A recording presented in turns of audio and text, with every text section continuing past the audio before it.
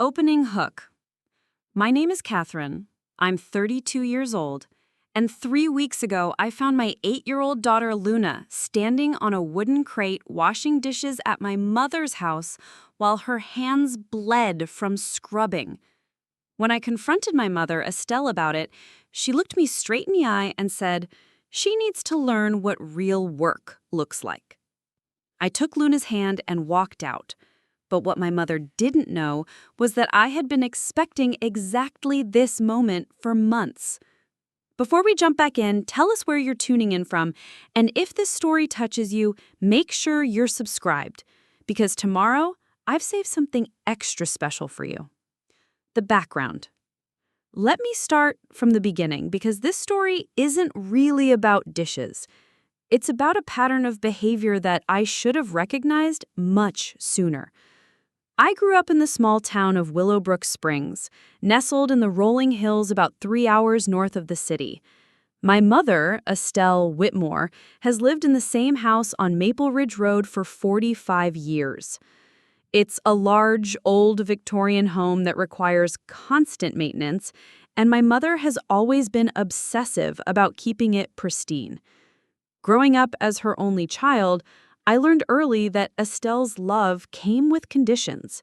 The house had to be perfect, my grades had to be perfect, my behavior had to be perfect. There was always work to be done. Cleaning, organizing, maintaining the endless rooms and antique furniture that filled our home. Idle hands are the devil's playground, she would say, handing me a dust rag when I was barely tall enough to reach the coffee table. Children who don't learn to work hard become lazy adults who amount to nothing. By the time I was 10, I was doing laundry, scrubbing floors, and helping with elaborate dinner preparations whenever we had company. When other kids were playing outside, I was polishing silver or reorganizing closets. My mother called it building character, but looking back, I realize it was just free labor. I left Willowbrook Springs the day I turned 18. Determined to build a different kind of life. I moved to the city of Riverside Creek, got my degree in early childhood education, and eventually became a kindergarten teacher. I met my husband Daniel when I was 26, and we built a warm, loving home together, the kind of home I had always dreamed of as a child. When Luna was born 4 years later, I was determined to give her the childhood I never had. I wanted her to play, to explore, to be curious about the world without constantly worrying about chores and responsibilities.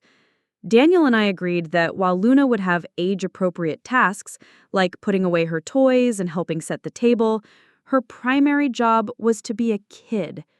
Preparing and narrating the story took us a lot of time, so if you are enjoying it, like this video. It means a lot to us. Now back to the story.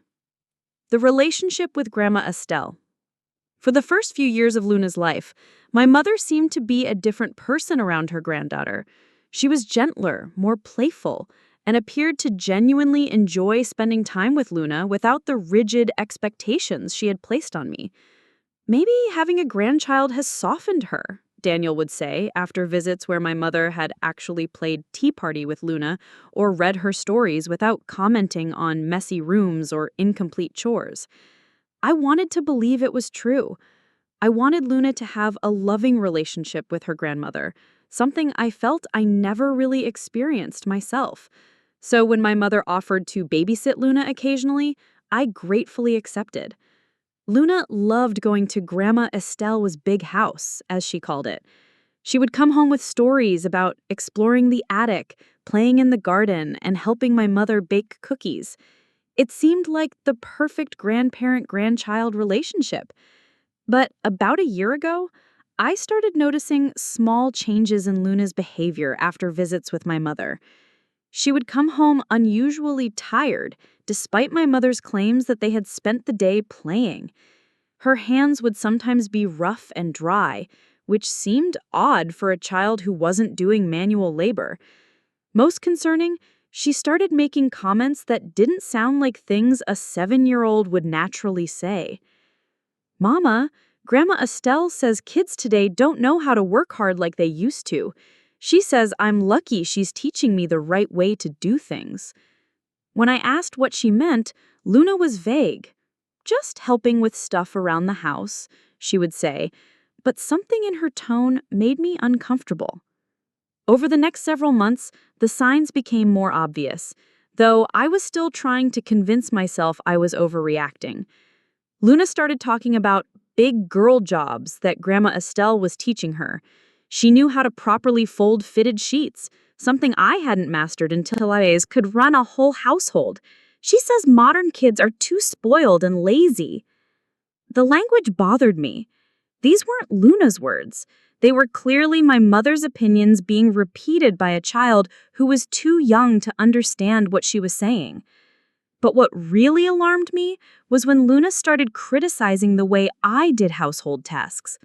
"Mama, you're not folding those towels right," she said one afternoon, watching me put away laundry. "Grandma Estelle showed me the proper way. You have to make sure all the corners are perfectly even." When I explained that there were many ways to fold towels and mine worked just fine, Luna looked genuinely confused. "But Grandma Estelle says there's only one right way to do things, and if you don't do it the right way, you're being lazy and disrespectful." That's when I realized my mother was indoctrinating my daughter with the same rigid perfectionism that had made my own childhood so stressful. I decided to have a conversation with my mother about it. The next time I dropped Luna off for a visit, I asked my mother if we could talk privately. "Mom, I've noticed that Luna's coming home with some very specific ideas about housework and the right way to do things. I'm wondering what kind of activities you're doing together." My mother's expression immediately became defensive. "I'm teaching her valuable life skills, Catherine, something you apparently never learned to appreciate." "She's 7 years old, Mom. Her job is to play and learn and be a kid." "And that's exactly the problem with your generation," my mother shot back. "You think children should be entertained and coddled instead of taught responsibility. Luna is perfectly capable of learning how to contribute to a household." Contributing is one thing, but she's coming home talking about proper ways to fold laundry and clean surfaces. That sounds like work, not age-appropriate helping. My mother's eyes narrowed. "I raised you to be a responsible, hard-working adult, didn't I? You should be thanking me for giving Luna the same advantages." "Mom, I spent my entire childhood working instead of playing. I don't want that for Luna." "Well, that's where we disagree," she said firmly. "Luna is my granddaughter, and when she's in my house, she'll learn the values I think are important. If you don't like it, you're welcome to make other arrangements for childcare." The threat was clear. My mother knew that Daniel and I relied on her babysitting to make our work schedules manageable. Finding reliable, affordable childcare in Riverside Creek was nearly impossible, and my mother's free babysitting had been a huge help to our family budget. I left that conversation feeling frustrated but unsure of what to do. Was I overreacting? Was my own traumatic childhood making me oversensitive to normal grandparent-grandchild interactions? Over the next few months, Luna's reports from Grandma Estelle's house became more concerning. She started talking about earning privileges, like snacks or playtime, by completing tasks correctly. She mentioned that Grandma Estelle would inspect her work and make her redo things that weren't perfect. "I had to wash the bathroom floor 3 times yesterday because I missed a spot. Grandma Estelle says if you're going to do a job, you should do it right the first time." My heart sank. This was exactly the kind of perfectionist pressure I remembered from my own childhood. But when I tried to talk to Luna about it, she defended my mother. "Grandma Estelle isn't being mean, Mama. She's helping me learn to be a good helper. She says someday I'll thank her for teaching me the right way to take care of a house." The language was so clearly not Luna's own that it made me sick. My 7-year-old daughter was parroting my mother's justifications for what was essentially child labor. I decided to start limiting Luna's visits with my mother, but that created its own problems. My mother became increasingly aggressive about demanding time with her granddaughter. I don't understand why you're suddenly trying to keep Luna away from me. She's my grandmother. I have a right to spend time with her. You have a right to spend time with her, but not to put her to work like she's a tiny employee. She enjoys helping me, Catherine. Not everything is about play and entertainment. Some children actually like feeling useful and productive. But Luna's own words contradicted that claim. She was starting to seem anxious about visits with my mother, worrying about whether she would do good work and make Grandma proud. 3 weeks ago, everything came to a head. Daniel was out of town for a work conference, and I had a parent-teacher conference that evening that I couldn't reschedule. My mother offered to pick Luna up from school and keep her overnight, which would actually be perfect timing. "Are you sure you're okay with staying at Grandma Estelle's tonight?" I asked Luna as I was getting ready for work that morning. She nodded, but she didn't seem excited the way she used to. "I hope I remember how to do the dusting the right way," she said quietly. "Sweetheart, you don't need to worry about dusting. You're going to visit with Grandma, not work." "But Grandma says visiting means helping. She says guests who don't help are just being selfish." I felt a chill run down my spine, but I was already running late and couldn't address it properly at that moment. The parent-teacher conference ran later than expected, and by the time I finished, it was almost 9 p.m. I called my mother to let her know I was running late to pick Luna up. "Oh, don't worry about it. Luna's already in bed. Why don't you just pick her up in the morning? I'll give her breakfast and drop her off at school." Something in her tone bothered me, but I was exhausted and the offer was actually convenient. "Okay, but please make sure she gets to bed at a reasonable time. She needs her sleep." "Of course, Catherine. I raised a child before, you know." But I couldn't shake the feeling that something was wrong. Maybe it was maternal instinct, or maybe it was the memory of my own childhood, but I felt like I needed to check on Luna.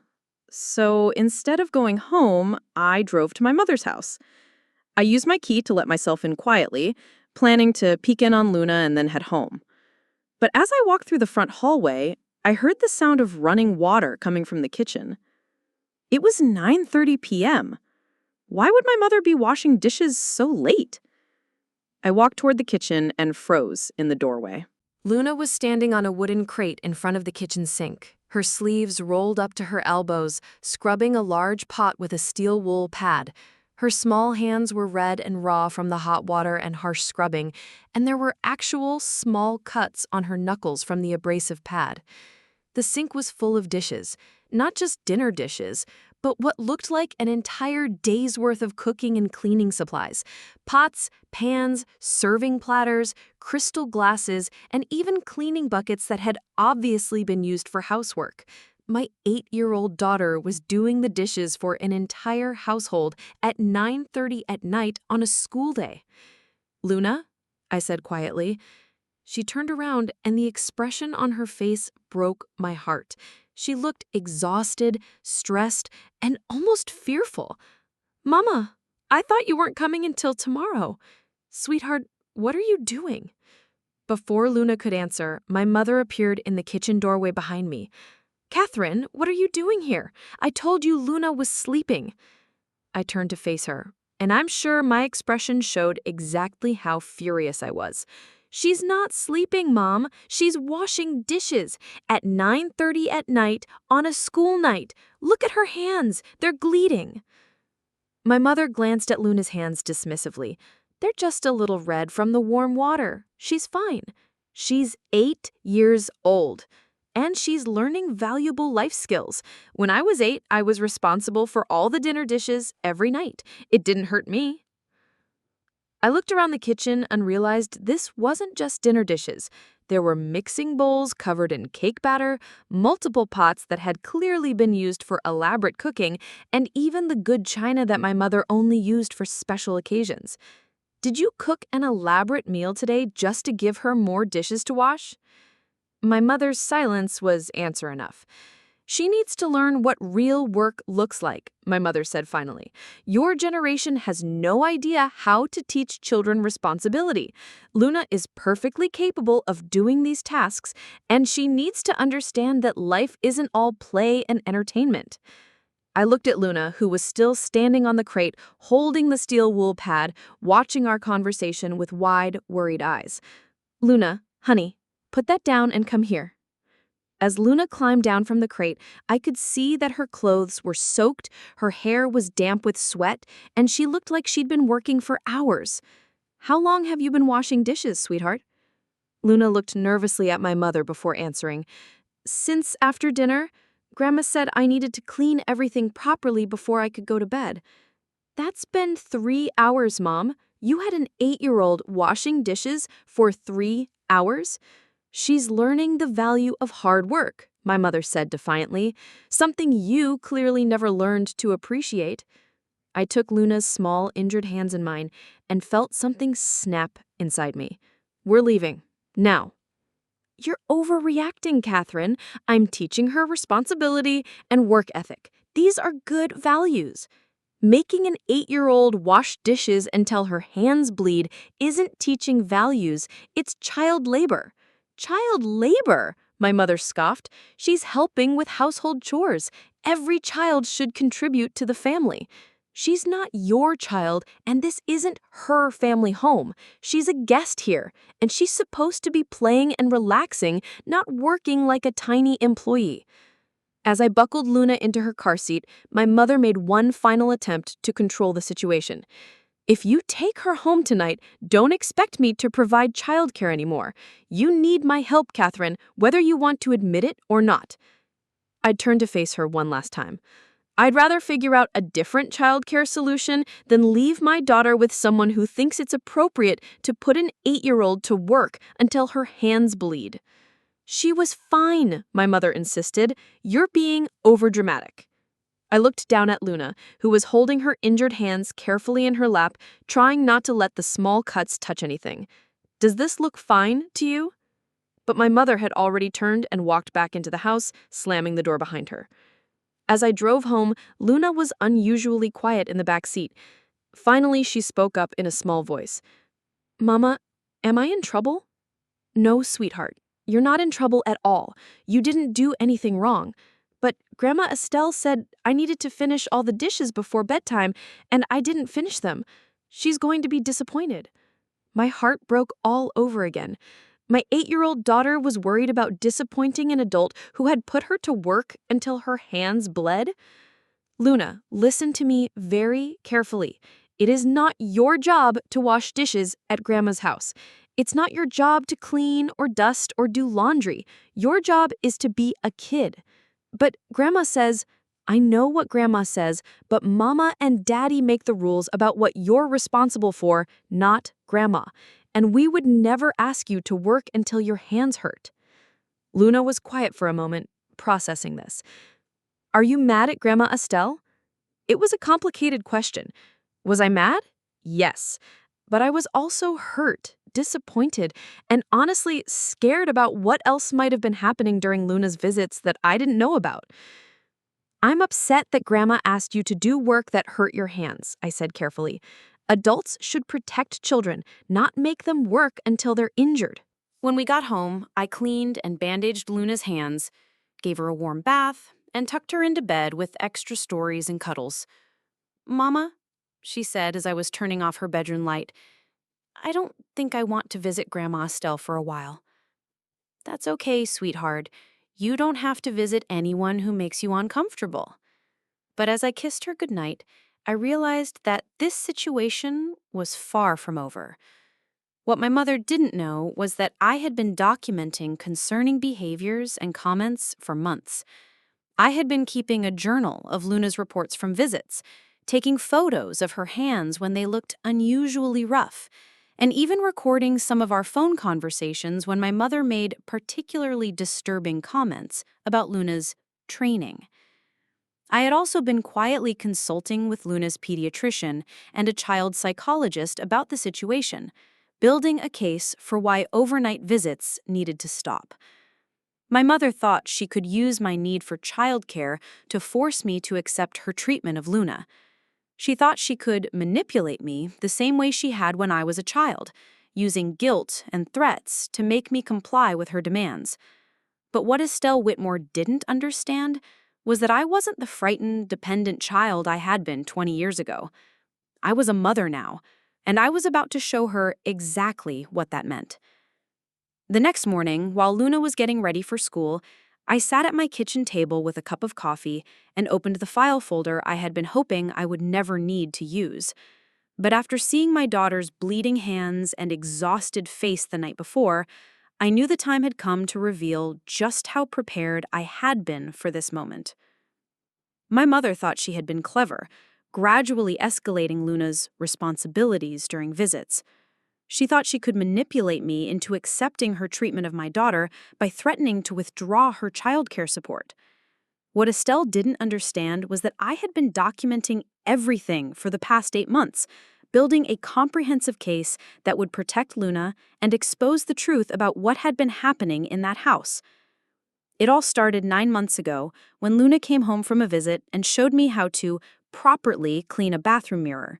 She demonstrated a specific technique involving newspaper and vinegar that she said Grandma Estelle had taught her, along with a lecture about how lazy people just use paper towels and leave streaks. That night, I called my college friend Rebecca Martinez, who had become a family therapist specializing in child psychology. I framed it as a hypothetical question about grandparents and grandchildren. Rebecca, I have a question about family dynamics. If a grandparent is teaching a 7-year-old very specific cleaning techniques and talking about lazy people who don't do things the right way, is that normal grandparent behavior or something to be concerned about? Rebecca's response was immediate and concerning. Catherine, that sounds like the beginning of what we call parentification, when a child is given adult responsibilities and made to feel guilty for normal childhood behaviors. It's actually a form of emotional abuse. Are we talking about Luna? I admitted that we were, and Rebecca asked me to start keeping detailed records of everything Luna reported from her visits. Document dates, times, specific language Luna uses, any physical signs like usual fatigue. If this escalates, you'll need evidence to protect her. So I started what I called my Luna Journal, a detailed log of every concerning incident, comment, or change in behavior after visits with my mother. The entries started small, but quickly became alarming. March 15th. Luna came home knowing how to iron cloth napkins, says Grandma Estelle taught her because Luna is 7. When do 7-year-olds need to iron anything? March 22nd. Luna criticized how I loaded the dishwasher, saying I was wasting space and not being efficient. Used exact language. Grandma says lazy people don't think about efficiency. April 3rd. Luna's hands were noticeably dry and rough after weekend visit. When I asked about it, she said she'd been learning about different soaps and helping with deep cleaning. Asked what deep cleaning meant, she described scrubbing grout with a toothbrush. April 10th. Luna mentioned having to earn her lunch by completing morning chores correctly. When I asked for details, she said she had to dust the entire living room before eating and had to redo it twice because she missed spots. But I wasn't just keeping a journal. I was also taking photographs. Every time Luna came home with unusually rough hands, I photographed them. When she had mysterious bruises on her knees from learning to scrub floors properly, I documented those too. When she came home with her hair in an elaborate bun that she said was the only appropriate hairstyle for working, I took pictures of that as well. I also started recording some of Luna's reports using the voice memo app on my phone. When she would tell me about her activities at Grandma's house, I would casually hit record and let her talk.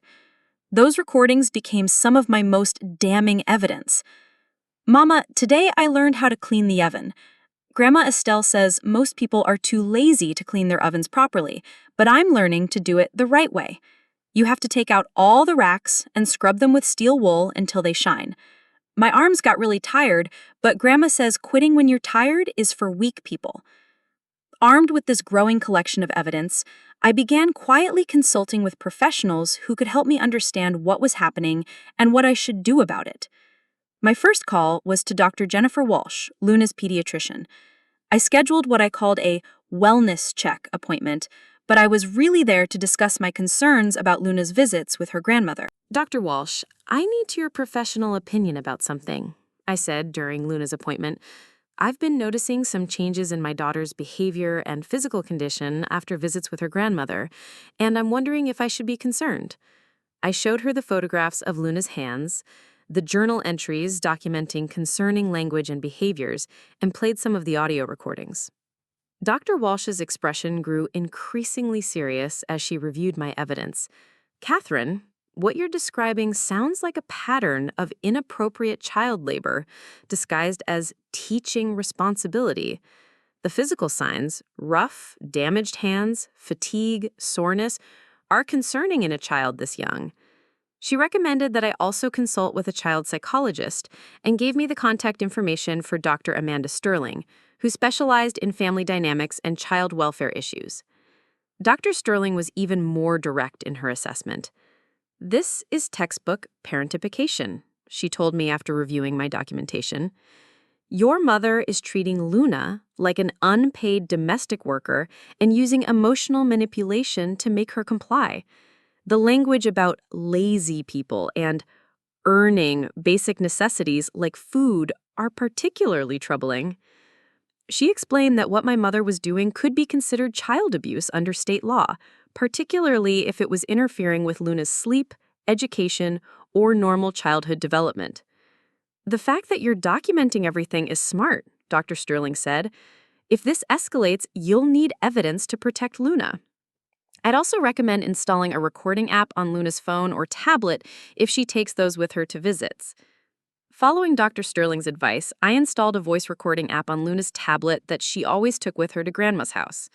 I taught her how to use it by framing it as a way to remember fun stories to share with me later. What those recordings captured was far worse than I had imagined. In one recording, I could hear my mother's voice clearly giving Luna detailed instructions for cleaning tasks. Now, Luna, you need to scrub harder than that. Look, there are still stains on this pot. In my day, children understood that when you start a job, you finish it properly. Are you going to be like those lazy modern children who give up when things get difficult? Luna's small voice responded, "No, Grandma, Estelle, I want to do it right." Good. Now start over, and this time use more elbow grease. Your arms shouldn't be tired after just a few minutes of scrubbing. Another recording captured my mother timing Luna's cleaning tasks. You took 12 minutes to dust the living room last time, Luna. Today, we're going to see if you can do it in 10 minutes. Efficient workers don't waste time. But the most damning recording happened during Luna's visit 2 weeks before the dishwashing incident. I could hear my mother explaining her philosophy about children and work. Luna, I want you to understand something important.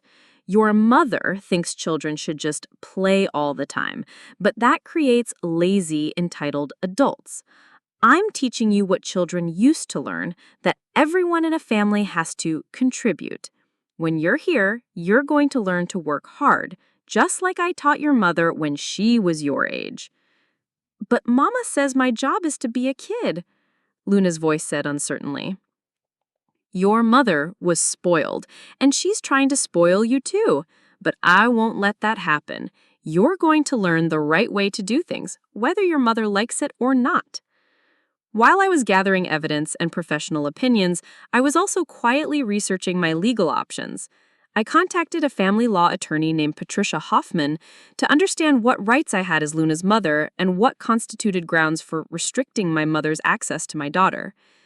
Based on what you're describing, Patricia told me during our consultation, you have several potential legal avenues. What your mother is doing could be considered child endangerment, particularly if Luna is being required to perform tasks that are physically harmful or age inappropriate. She explained that the recordings I had captured were particularly valuable because they showed a pattern of behavior and demonstrated that my mother was deliberately undermining my parenting decisions. The fact that she's explicitly telling Luna to ignore what you've taught her about childhood being a time for play and learning is significant. That shows that she's not just being an overly strict grandmother, she's deliberately contradicting your parenting philosophy and trying to override your authority as Luna's mother.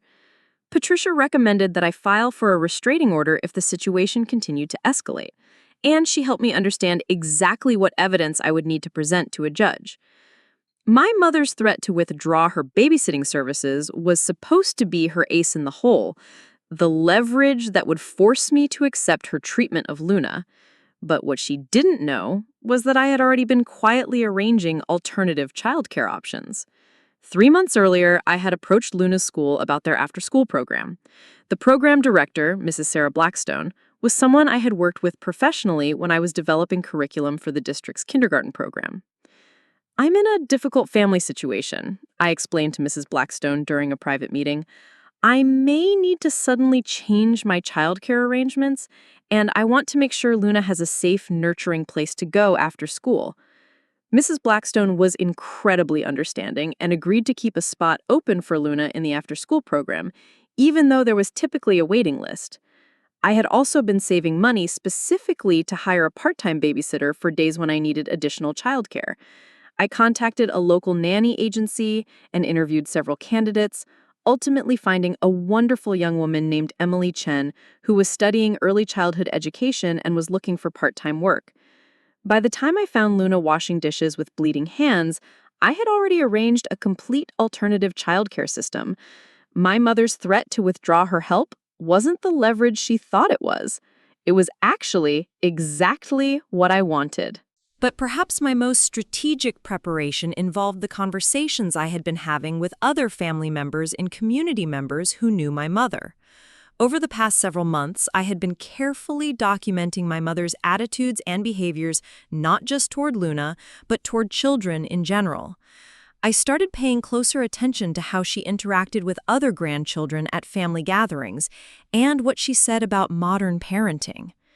During Easter dinner at my cousin Trevor's house, I had quietly recorded my mother's comments about his 8-year-old son, Marcus.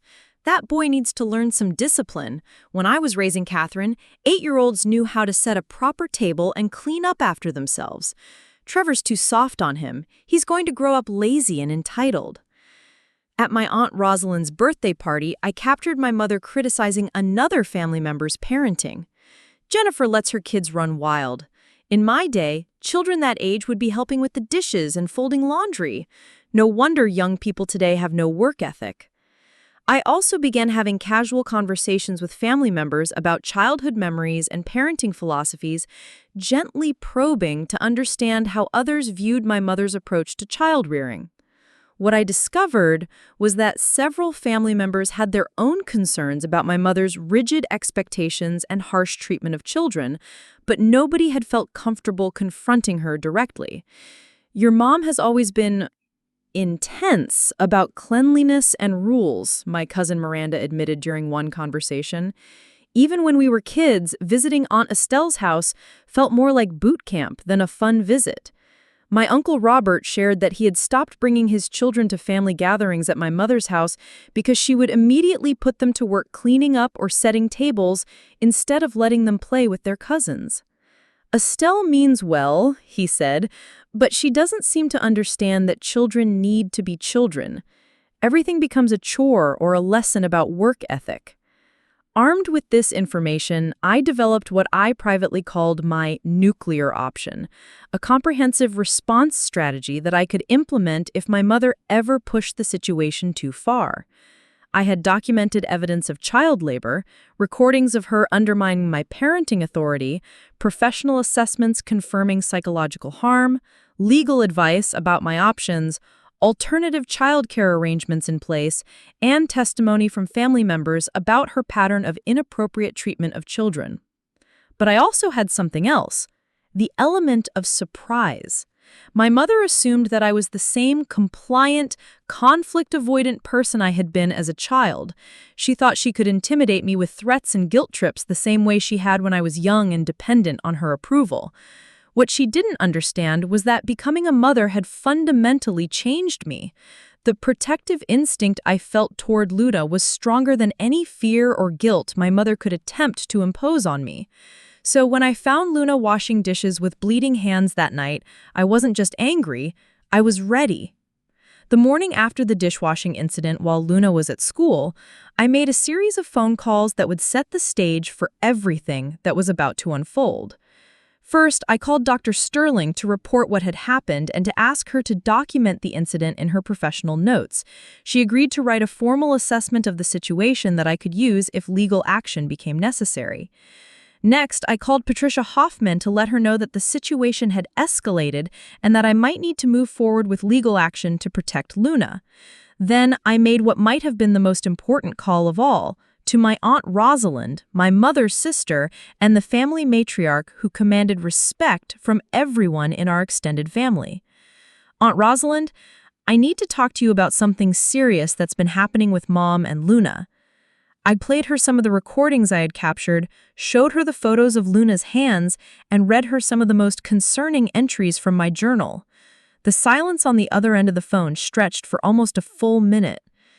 "Catherine," she said finally, "how long has this been going on?" "I've been documenting concerning behaviors for 8 months, but last night I found Luna washing dishes at 9:30 p.m. with bleeding hands. That's not teaching responsibility. That's child abuse." "I know, and I'm done trying to handle this quietly." Aunt Rosalind was quiet for another moment. "What do you need me to do?" "I need you to be prepared to support me when I confront Mom about this.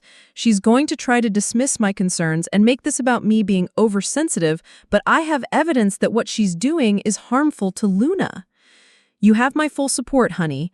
That little girl needs to be protected, even if it means standing up to Estelle." That evening, after Luna went to bed, I organized all of my evidence into a comprehensive presentation. I had 8 months of detailed journal entries documenting concerning incidents, dozens of photographs showing physical signs of inappropriate labor, audio recordings of Luna describing her activities and my mother's instructions, professional assessments from Dr. Walsh and Dr. Sterling, legal advice from Patricia Hoffman, testimony from family members about my mother's pattern of inappropriate treatment of children, documentation of my alternative childcare arrangements, and a timeline showing the gradual escalation of demands placed on Luna. I also prepared what I called my ultimatum, a clear set of boundaries that would need to be met if my mother wanted to continue having any relationship with Luna. But most importantly, I prepared myself emotionally for what was about to happen.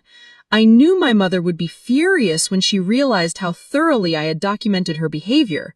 I knew she would try to manipulate me with guilt, threats, and accusations. But I also knew something she didn't. I was no longer the frightened child she had raised. I was Luna's mother, and I would do whatever it took to protect her. The next morning, after dropping Luna off at school, I called my mother. "We need to talk," I said without preamble. "Catherine, if this is about last night, it's about a lot more than last night, Mom. It's about 8 months of you treating my daughter like unpaid domestic help and manipulating her into thinking that's normal." There was silence on the other end of the line. "I don't know what you think you're talking about," she said finally. "I'm talking about the recordings I have of you timing Luna's cleaning tasks. I'm talking about the photographs I have of her hands after working with harsh chemicals and abrasive materials. I'm talking about the journal I've been keeping that documents every single inappropriate task you've assigned to my 8-year-old daughter." More silence. "You've been documenting our visits?" she asked, and for the first time, I heard uncertainty in her voice. "I've been documenting everything, Mom. Every conversation where you undermined my parenting decisions. Every task you assigned that was inappropriate for Luna's age. Every time you made her feel guilty for wanting to play instead of work. I was teaching her, you were exploiting her, and I have months of evidence to prove it." I could hear my mother's sharp intake of breath. "We're going to meet today, and we're going to discuss the new boundaries for your relationship with Luna. If you refuse to meet, or if you refuse to accept these boundaries, I'll be filing for a restraining order on Monday morning." You can't be serious. I have professional assessments from Luna's pediatrician and a child psychologist confirming that what you've been doing constitutes child abuse. I have legal advice about my options, and I have the full support of our family, including Aunt Rosalind. That last part seemed to hit her like a physical blow. You talked to Rosalind about this? I talked to everyone about this, Mom. The whole family knows what you've been doing to Luna. The silence that followed told me everything I needed to know. My mother was finally beginning to understand that she wasn't dealing with the compliant, easily manipulated daughter she remembered. She was dealing with a mother who would do anything to protect her child. And her reign of terror over Luna was about to come to an end. 2 hours later, I sat across from my mother at her kitchen table, the same kitchen where I had found Luna washing dishes with bleeding hands. But this time, I wasn't the helpless visitor discovering a terrible situation. This time, I was the one in control, armed with 8 months of evidence and the unshakable determination to protect my daughter. My mother had chosen to meet at her house, probably thinking that being on her own territory would give her some advantage. She was wrong. Being in the scene of her crimes only strengthened my resolve. I placed a thick manila folder on the table between us and opened it to reveal the comprehensive case I had built against her. "Let's start with this," I said, pulling out my phone and pressing play on one of the recordings. My mother's own voice filled the kitchen. "Luna, I want you to understand something important. Your mother thinks children should just play all the time, but that creates lazy, entitled adults. I'm teaching you what children used to learn, that everyone in a family has to contribute." The color drained from her face as she heard herself openly admitting to undermining my parenting authority and imposing her own values on my daughter. "You recorded private conversations in my home?" she asked, her voice shaking slightly. "I recorded my daughter reporting what happened during her visits. Luna had permission to use the recording app on her tablet. Everything she captured was perfectly legal." I played another clip. "You took 12 minutes to dust the living room last time. Today, we're going to see if you can do it in 10 minutes. Efficient workers don't waste time." "This is taken out of context," my mother protested. "I was just teaching her to be efficient." "Efficient at what? She's 8 years old. She should be playing, not being timed on household chores like she's an employee." But I wasn't done. I pulled out the photographs of Luna's hands, the progression from slightly rough to actually injured over the course of several months. "Explain this context, Mom. Explain why my daughter's hands show clear signs of repeated exposure to harsh chemicals and abrasive materials." My mother glanced at the photos but quickly looked away. "Children's hands get rough sometimes. It's not unusual." Dr. Jennifer Walsh disagrees. She's documented these injuries as consistent with inappropriate child labor. Would you like to see her official medical assessment? I slid Dr. Walsh's written evaluation across the table. My mother's hands trembled as she picked it up and read the pediatrician's clinical language describing signs of repetitive strain and chemical exposure inappropriate for a child of this age. Just as my mother was processing the medical documentation, the front doorbell rang. Her face showed confusion. She wasn't expecting anyone else. "That would be Aunt Rosalind," I said calmly. I asked her to join us for this conversation. "You had no right to involve Rosalind in this," my mother said, standing up quickly. "Actually, I had every right. Luna is part of this family, and when one family member is abusing another, the whole family has a responsibility to intervene." I opened the front door to let in Aunt Rosalind, who had driven 3 hours from her home in Cedar Falls to be here. At 78 years old, Aunt Rosalind commanded enormous respect in our family. She had raised 6 children of her own and had 17 grandchildren, and everyone considered her the final authority on family matters. "Hello, Estelle," Aunt Rosalind said as she entered the kitchen, her tone notably cold. "Catherine has shared some very troubling information with me about how you've been treating Luna." My mother's entire demeanor changed in the presence of her older sister. The defiance and dismissiveness she had shown me disappeared, replaced by nervous anxiety. Rosalind, Catherine is exaggerating. I've been teaching Luna valuable life skills. Have you now? Aunt Rosalind sat down at the kitchen table and gestured for me to continue presenting my evidence. Catherine, show me what you showed me on the phone. I played several more recordings, including the one where my mother explicitly said she was going to teach Luna the right way, regardless of what I wanted as her mother. Aunt Rosalind's expression grew darker with each recording. Estelle, I helped raise you. I know the difference between teaching children responsibility and exploiting them for free labor. What I'm hearing in these recordings is exploitation. That's not, I would never, my mother stammered. You would never what? Make a 7-year-old scrub grout with a toothbrush? Time her cleaning tasks like she's a paid employee? Make her work until her hands bled? I had shared all the details with Aunt Rosalind during our phone conversations, and she had clearly absorbed every concerning detail. Rosalind, you don't understand the situation, my mother tried again.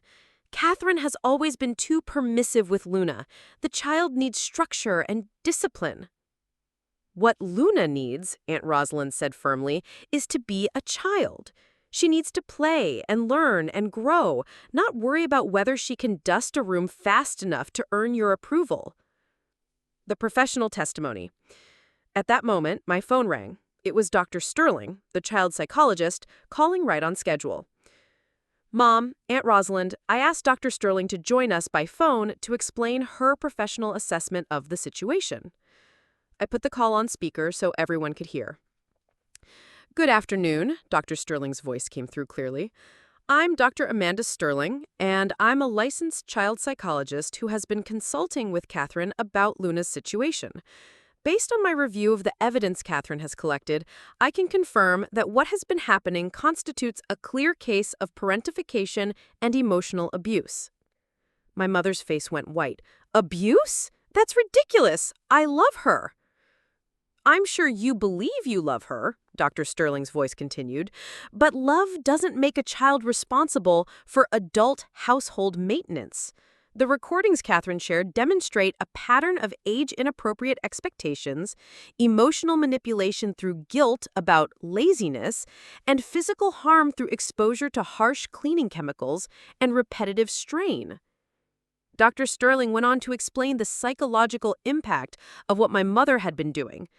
Children who experience this type of parentification often develop anxiety about their performance, guilt about normal childhood behaviors like playing, and a distorted sense of their role within family relationships. Luna is already showing signs of these impacts. What signs? Aunt Rosalind asked. She's expressing worry about disappointing adults through her work performance rather than through normal childhood concerns, like she's using language about lazy people and proper work that clearly comes from adult manipulation. And she's physically avoiding activities that might make her hands dirty because she's learned to associate that with punishment.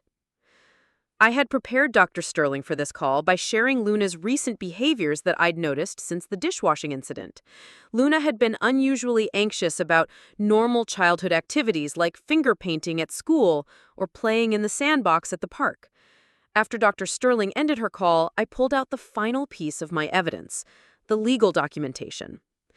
I've also consulted with Patricia Hoffman, a family law attorney, about my legal options for protecting Luna. I placed Patricia's legal assessment on the table. According to state law, what you've been doing could constitute child endangerment, particularly given the physical injuries and the systematic nature of the exploitation. My mother picked up the legal document with shaking hands. You're threatening to have me arrested? I'm not threatening anything. I'm explaining the reality of the situation. If you continue to treat Luna inappropriately, I will file for a restraining order that prohibits unsupervised contact between you and my daughter. You can't keep me from seeing my granddaughter? Actually, I can, Aunt Rosalind interjected. Catherine is Luna's mother, and she has every right to protect her child from harmful situations. If you can't understand why making an 8-year-old work until her hands bleed is harmful, then you shouldn't be alone with her.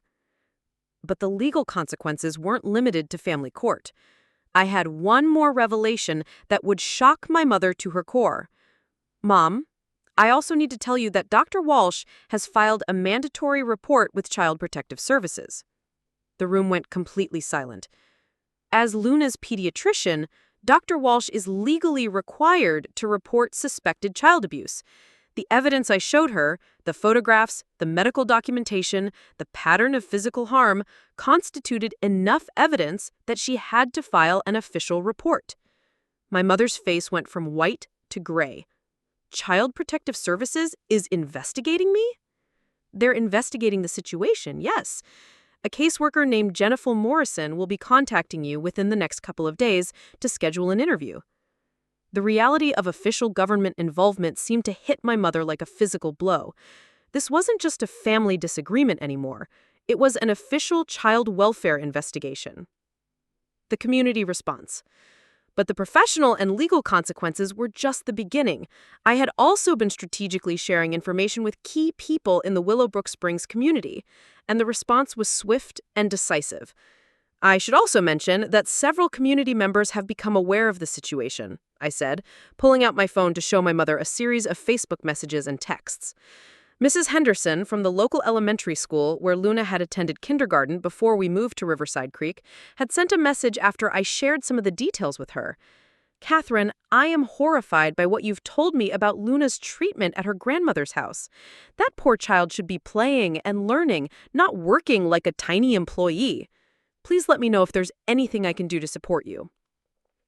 The pastor of my mother's church, Reverend Michael Torres, had also reached out after I contacted him about my concerns. I've known your mother for many years, Catherine, but what you're describing is not consistent with our church's teachings about treating children with love and respect.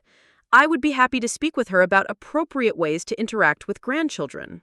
Even more significantly, several of my mother's neighbors had begun asking questions after word spread through the small town's gossip network. Mrs. Patterson from next door called me yesterday, I told my mother. She said she's been hearing a lot of activity from your house during Luna's visits, sounds of scrubbing and cleaning at unusual hours. She was concerned about whether everything was okay. The realization that her behavior had been noticed and discussed by the community seemed to devastate my mother more than any of the other consequences. People are talking about this? She asked weakly. Of course they're talking about it. You've been making an 8-year-old do manual labor that adult neighbors could hear through the walls. Did you think no one would notice? But perhaps the most immediate practical consequence came from an unexpected source, my mother's employer. My mother worked part-time at Willowbrook Springs Elementary School as a volunteer reading tutor. When the school's principal, Dr. Sarah Martinez, learned about the CPS investigation, she called an emergency meeting. I'm sorry, Estelle, but we can't have someone under investigation for child abuse working with children in our school, Dr. Martinez had told her. Your volunteer position is suspended pending the outcome of the investigation. The loss of her volunteer position was particularly devastating because my mother had always prided herself on being seen as someone who was good with children. The irony that her treatment of Luna had cost her the opportunity to work with other children was not lost on anyone. They suspended me from volunteering, my mother said, tears starting to form in her eyes. I've been reading to children at that school for 12 years. And now they know that you've been making your own granddaughter work until her hands bled, I replied without sympathy. Why would they trust you with other people's children? The family rebellion. As word spread through our extended family, the response was swift and unanimous. Family members who had previously been afraid to challenge my mother's behavior were finally speaking up. My cousin Trevor called to apologize for not intervening sooner. Catherine, I knew Aunt Estelle was hard on kids, but I didn't realize it had escalated to actual abuse. I'm sorry I didn't speak up when I saw her being too strict with the little ones at family gatherings. My Uncle Robert, Aunt Rosalind's son, sent a text message that I read aloud to the room. Estelle, what you did to Luna is inexcusable. That little girl trusted you, and you exploited her trust to turn her into unpaid help.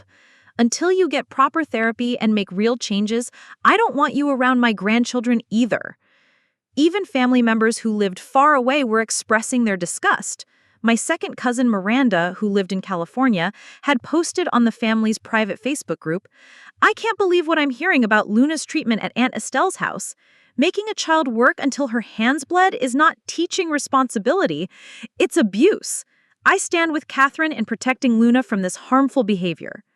The family support was overwhelming and decisive. My mother, who had always been able to manipulate family dynamics through guilt and intimidation, suddenly found herself completely isolated. "The whole family thinks I'm a monster," she said, tears flowing freely now. "The whole family thinks you abused your granddaughter," Aunt Rosalind corrected, "because you did." The school investigation. But the consequences weren't finished. Luna's current school in Riverside Creek had also become involved after I informed them about the situation. Mrs. Sarah Blackstone from the after-school program called me to report that other staff members had noticed changes in Luna's behavior that were consistent with stress and anxiety. "Luna has been reluctant to participate in art activities that might get her hands messy," Mrs. Blackstone told me. "She also seems anxious about cleaning up after snack time, like she's worried about not doing it perfectly. Now that you've explained the situation, these behaviors make complete sense." The school counselor, Miss Jennifer Hayes, also reached out to offer support services for Luna and to document the impacts of the abuse for any legal proceedings. "We want to help Luna understand that the expectations placed on her at her grandmother's house were inappropriate and harmful," Miss Hayes explained. "We'll be working with her to rebuild her confidence in normal childhood activities." The professional support from Luna's school was incredibly validating and provided additional evidence for my case. As all of this information was presented, my mother seemed to shrink in her chair. The confident, controlling woman who had terrorized my childhood and exploited my daughter was disappearing before my eyes. "What do you want from me?" she asked finally, her voice barely above a whisper. I pulled out a typed document, the ultimatum I had prepared. "These are the conditions under which you might be allowed to have supervised contact with Luna in the future," I said, sliding the paper across the table. The conditions were extensive and non-negotiable. Complete a court-approved anger management program, complete a court-approved parenting class focused on age-appropriate expectations, undergo individual therapy with a licensed psychologist to address control issues, complete 50 hours of community service at a local children's charity, submit to surprise home visits from a CPS caseworker for 6 months, accept that all visits with Luna must be supervised by me or another approved adult, never again assign Luna any household tasks beyond age-appropriate helping, never again criticize my parenting decisions or attempt to undermine my authority, make a public apology to Luna and to the family for her behavior. "And if I don't agree to these conditions," my mother asked, "then you don't see Luna at all. I'll file for a restraining order and you'll have no contact with my daughter until she's old enough to decide for herself whether she wants a relationship with you." My mother stared at the document for several long minutes, tears streaming down her face. "I never meant to hurt her," she said finally. "But you did hurt her," Aunt Rosalind said firmly, "and now you have to face the consequences of your choices." "I was just trying to teach her." "You were trying to control her," I interrupted, "just like you tried to control me when I was a child. But Luna isn't going to grow up the way I did, constantly afraid of not meeting impossible standards. She's going to grow up knowing that she's loved unconditionally and that her job is to be a kid." The breaking point. At that moment, my mother's carefully constructed self-image finally cracked completely. For decades, she had told herself that her harsh treatment of children was justified, that she was teaching valuable lessons, that she was preparing them for the real world. But faced with overwhelming evidence of harm, professional assessments confirming abuse, legal consequences, community condemnation, and family rejection, she could no longer maintain those justifications. "I don't know how to be different," she sobbed. "This is how I was raised. This is what I thought good grandmothers did. Good grandmothers don't make children work until their hands bleed," I said firmly. "Good grandmothers don't time their grandchildren's chores like they're employees. Good grandmothers don't try to override their parents' authority. But I love Luna so much." Then you'll get the help you need to learn how to show that love in healthy ways, Aunt Rosalind said. Because what you've been doing isn't love, it's control and manipulation. I looked at my mother, really looked at her for the first time in years without the filter of childhood fear and obligation. What I saw was a broken woman who had been so damaged by her own upbringing that she didn't know how to interact with children without trying to control and exploit them. I felt a moment of pity, but it was quickly overwhelmed by my determination to protect Luna from experiencing the same damage. You have 48 hours to decide whether you're willing to accept these conditions and get the help you need, I said, standing up to leave. If you choose to fight this, I'll see you in court. As Aunt Rosalind and I gathered our materials to leave, my mother made one last desperate attempt to regain control. "Catherine, please, you can't take Luna away from me. She's all I have left." I turned back to face her one final time. "Luna was never yours to have, Mom. She's my daughter, and my only job is to protect her from people who would harm her, even if one of those people is you." The woman who once terrified me into compliance was now begging me for mercy. But I wasn't the frightened child she remembered. I was a mother, and there was nothing she could say or do that would make me compromise my daughter's safety and well-being. As we walked out of that house, I knew that everything was about to change. For Luna, for me, and for my mother. The cycle of abuse that had defined our family for generations was finally being broken. And I was the one who had broken it. 6 months later, I sat in Dr. Sterling's office with Luna, watching my daughter play with building blocks in the corner while we discussed her remarkable progress. The anxious, guilt-ridden child who worried about doing good work for Grandma Estelle was gone, replaced by a confident 8-year-old who laughed easily and got her hands dirty without fear. Luna's anxiety levels have decreased significantly, Dr. Sterling noted, reviewing her assessment notes. She's no longer exhibiting the hypervigilance about cleanliness that was so concerning when you first brought her in. She's playing freely again, which is exactly what we want to see in a child her age. It had been a long journey to get to this point, filled with legal proceedings, family healing, and the complete transformation of our lives.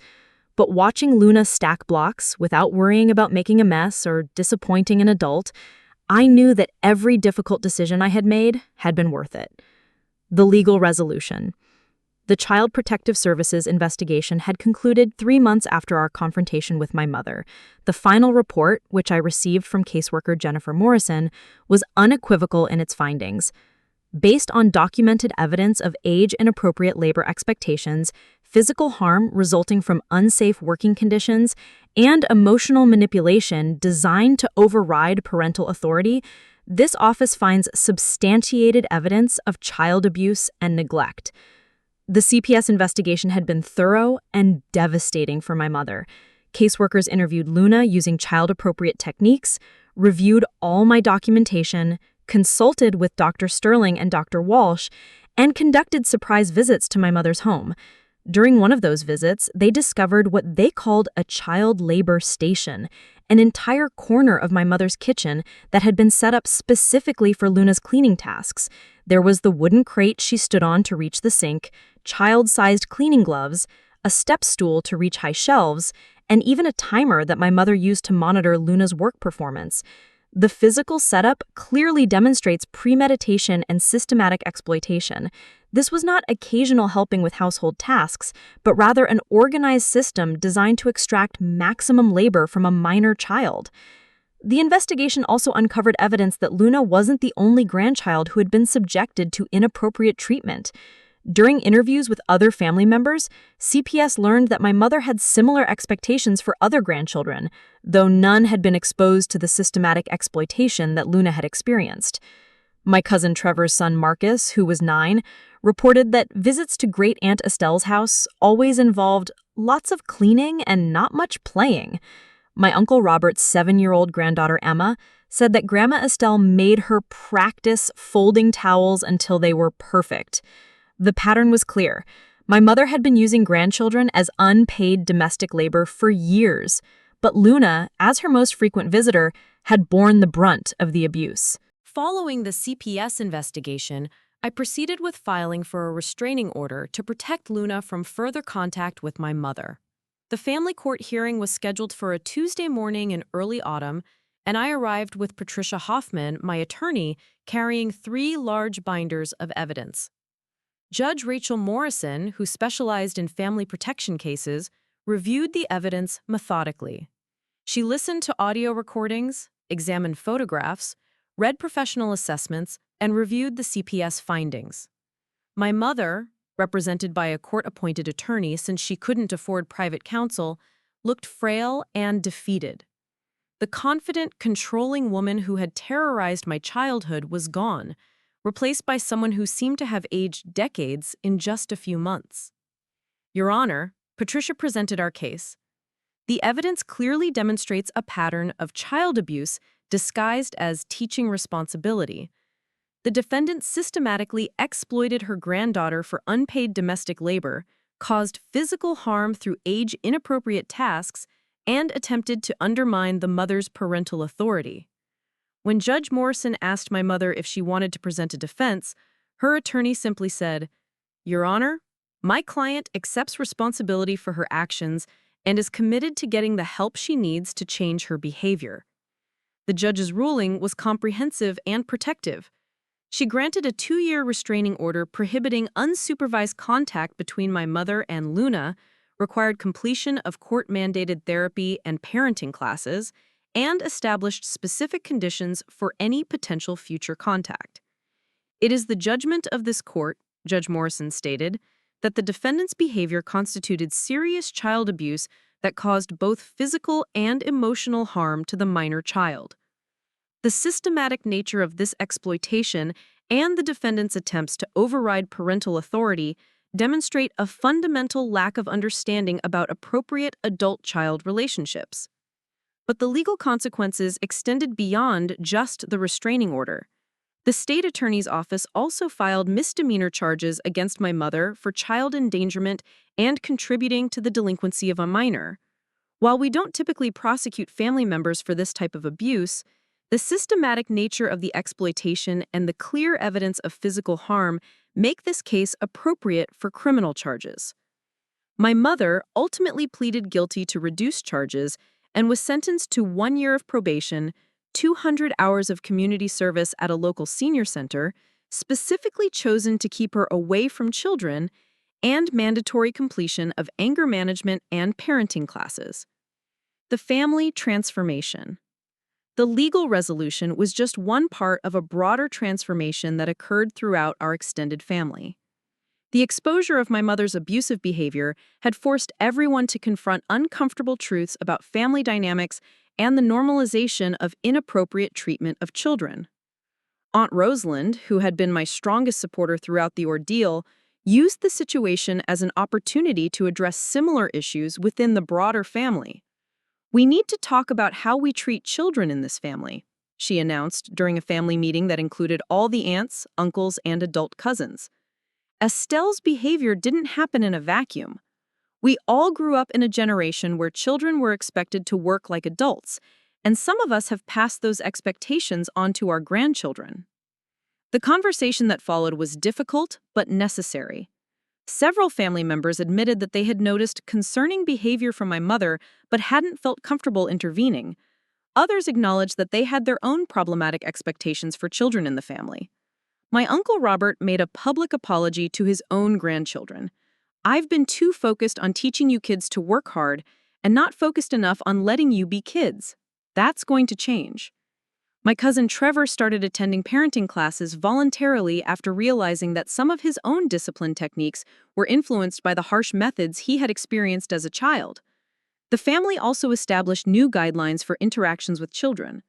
We created what Aunt Rosalind called a child protection protocol that included clear standards for age-appropriate tasks and responsibilities, a commitment to prioritize children's play and emotional well-being over productivity, and an agreement that any adult who noticed concerning treatment of a child would speak up immediately.